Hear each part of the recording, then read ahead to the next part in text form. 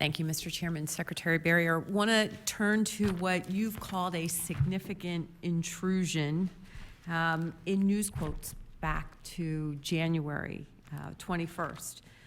You called it, I believe, bank hijacking, and said it was stated that hackers had stolen money from unemployment recipients. Bank account information for claimants had been changed without their knowledge. And the news report said at the time that you did not believe that the hackers had stolen personal information from those accounts. Free credit monitoring was offered to those individuals who had experienced this. Are you aware of any loss of personal information from this significant intrusion? I am not aware of any loss. We continue to investigate to ensure that information has not been extracted from our system, but to date we have not had any evidence of that occurring. Okay, great. Can you provide us with an estimate of how much money was stolen from claimants, from accounts, and how much of that money has been recovered? So currently, I don't have a real-time estimate. What I do have is what was in the IFO report based on fraud generally across all programs. For 2021, the fraud estimated from our traditional UC system, which would be our BenMod system, was estimated at $141 million. That's just from 2021. I think 2020 it was estimated to be $429 million. Now that's all fraud. That's not just bank hijacking. That's also identity theft and everything mixed together. The good thing is that we have a lot of triggers, fraud triggers within the system, that we're able to detect things before they happen, but obviously things still get through and payments are still made. I don't think we're gonna have a really good idea of what those buckets will look like until we completely eliminate the fraud from happening within our system, and we're able to get through those investigations, that backlog of fraud investigations that we have currently underway.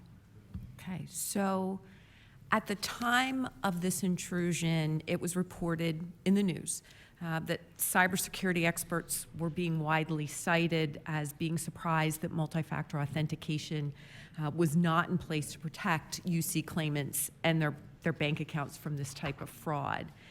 And cybersecurity experts today say that multi-factor authentication is the minimum effective standard against hackers attempting to gain access to those accounts. We bought a system, the Department of Labor purchased a system that had multi-factor authentication, but did not turn it on. And I know you talked to the challenges earlier, but I know that we spoke at length. We got ID.me. That verifies identity, but without the multi-factor authentication, it didn't prevent the hackers from changing the bank account information and compromising those people's accounts. So it's been a couple of months.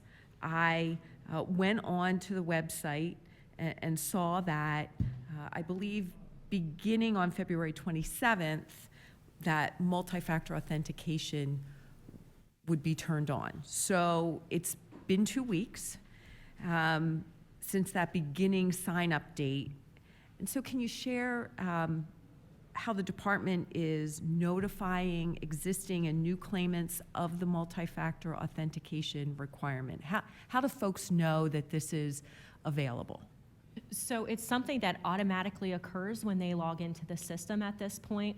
One of the issues that I think we had with installing multi-factor authentication is that initially there was some issues with using a phone number, or a cell phone number, to provide the text notification, which we had to work with GSI on resolving. Once we were able to get the kinks worked out with that part of the multi-factor authentication, we were able to turn it on and implement it. We did so very quietly, not to tip fraudsters off.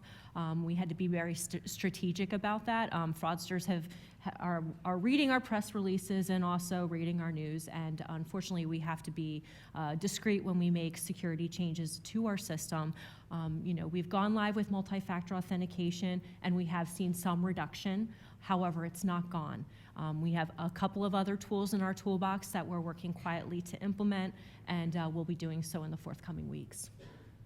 Do you have a milestone? Do you have set goals for when you want to get everybody connected to multi-factor authentication? Is that something that you've worked out?